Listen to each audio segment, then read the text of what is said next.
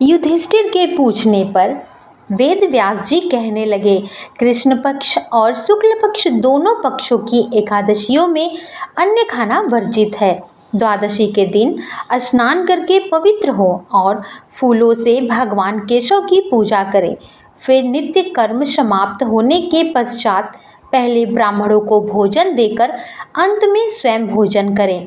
यह सुनकर भीमसेन बोले, परम बुद्धिमान पितामह, मेरी उत्तम बात सुनिए। राजा युधिष्ठिर, माता कुंती, द्रौपदी, अर्जुन, नकुल और सहदेव ये एकादशियों को कभी भी भोजन नहीं करते तथा मुझसे भी हमेशा यही कहते हैं कि भीमसेन, एकादशी को तुम भी भोजन न किया करो, परंतु मैं उन लोगों से यही कहता हूँ कि मुझसे भूख नहीं सही जाएगी।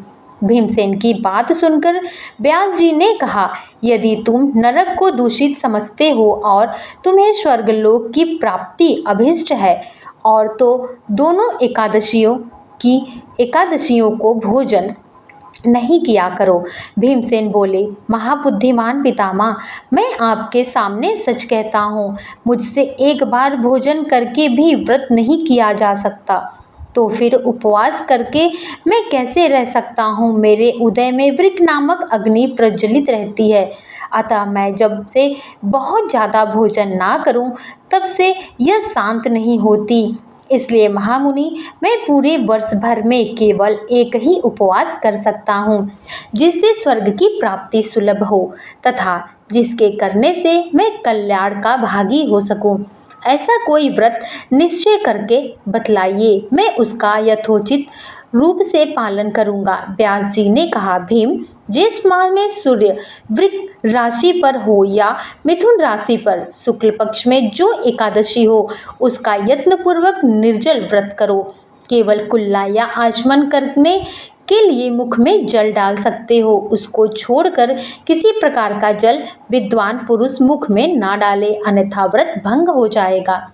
एकादशी को सूर्योदय से लेकर दूसरे दिन के सूर्योदय तक मनुष्य जल का त्याग करके रहे तो यह व्रत पूर्ण होता है। तदंतर द्वादशी को प्रभात काल में स्नान करके ब्राह्मणों को विधि पूर्वक जल और सुवर्ण का दान करें।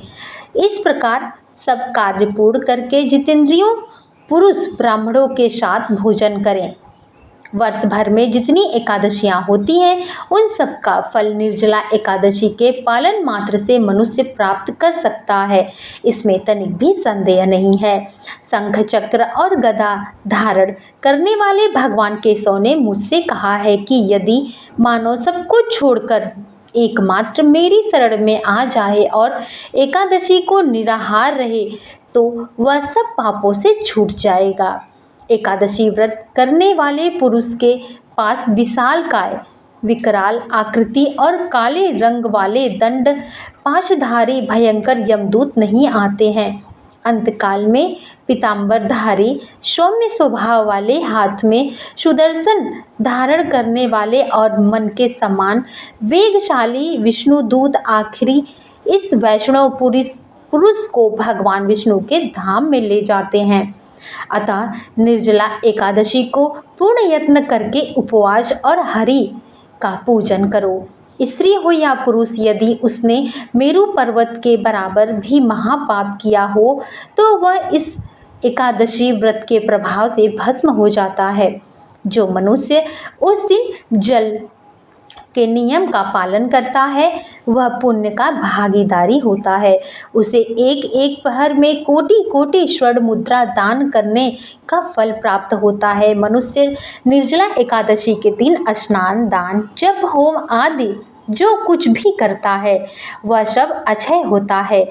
यह भगवान श्री कृष्ण का कथन है। निर्जला एकादशी को विधि पूर्वक उत्तम रीति से उपवास करके मानव वैश्य पद को प्राप्त करता है। जो मनुष्य एकादशी के दिन अन्न खाता है वह पाप का भोजन करता है। इस लोक में वह चंडाल समान होता है और मरने पर दुर्गति को प्राप्त होता है। जो ज्येष्ठ के शुक्ल पक्ष में एकादशी को उपवास करके दान करेंगे वे परम पद को प्राप्त होंगे।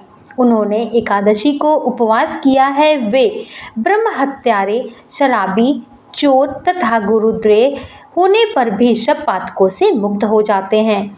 कुंती नंदन निर्जला एकादशी के दिन श्रद्धालु स्त्री पुरुष के लिए जो विशेष दान और कर्तव्य विहित है उन्हें सुनो। उस दिन जल में शयन करने वाले भगवान विष्णु का पूजन और जलमयी धेनु का दान करना चाहिए अथवा प्रत्यक्ष धेनु या घृतमयी धेनु का दान उचित है। पर्याप्त दक्षिणा और भांति भांति के मिष्टानों द्वारा यत्नपूर्वक ब्राह्मणों को संतुष्ट करना चाहिए। ऐसा करने से ब्राह्मण अवश्य संतुष्ट होते हैं और उनके संतुष्ट होने पर श्री हरि मोक्ष प्रदान करते हैं। जिन्होंने शम दम और दान में प्रवृत्ति हो, श्री हरि की पूजा और रात्रि में जागरण करते हुए इस निर्जला एकादशी का व्रत किया, उन्होंने अपने साथ ही बीती हुई 100 पीढ़ियों और आने वाली 100 पीढ़ियों को भगवान वासुदेव के परम धाम में पहुंचा दिया। निर्जला एकादशी के दिन अन्य वस्त्र, गौ, जल, सैया, सुंदर आसन, कमंडलू तथा छाता दान करना चाहिए। जो श्रेष्ठ तथा सुपात्र ब्राह्मण को जूता दान करता है वह सोने के विमान पर बैठकर स्वर्ग लोक में प्रतिष्ठित होता है। जो इस एकादशी को महिमा को भक्ति पूर्वक सुनता अथवा उसका वर्णन करता है वह स्वर्गलोक में जाता है। चतुर्थी युक्त अमावस्या को सूर्य ग्रहण के समय श्रद्धा करने मनुष्य जिस फल को प्राप्त करता है वही फल इसके श्रवण से प्राप्त होता है। पहले दंत धावन करके यह नियम लेना चाहिए, मैं भगवान केशव को प्रसन्न करने के लिए एकादशी का व्रत निराहार रख रहा हूँ। आचमन के सिवा दूसरे जल का त्याग करता हूँ। द्वादशी को देवेंद्र भगवान विष्णु का पूजन करना चाहिए। गंध, धूप, पुष्प और सुंदर वस्त्र से विधि पूर्वक पूजन करके जल के घड़े के दान का संकल्प करते हुए मंत्रों का जाप करना चाहिए। भीमसेन ज्येष्ठ माह में शुक्ल पक्ष की जो शुभ एकादशी होती है उसका निर्जला व्रत करना चाहिए। उस दिन ज्येष्ठ ब्राह्मणों को शक्कर के साथ जल के घड़े में दान देना चाहिए। ऐसा करने से मनुष्य भगवान विष्णु के समीप पहुंचकर आनंद पूर्वक अपना जीवन व्यतीत करता है। इतना सुनने के बाद भीमसेन ने कहा, अब मैं भी इस व्रत का पालन करूंगा। और तभी से निर्जला एकादशी को भीमसेनी एकादशी के नाम से विख्यात हो गया।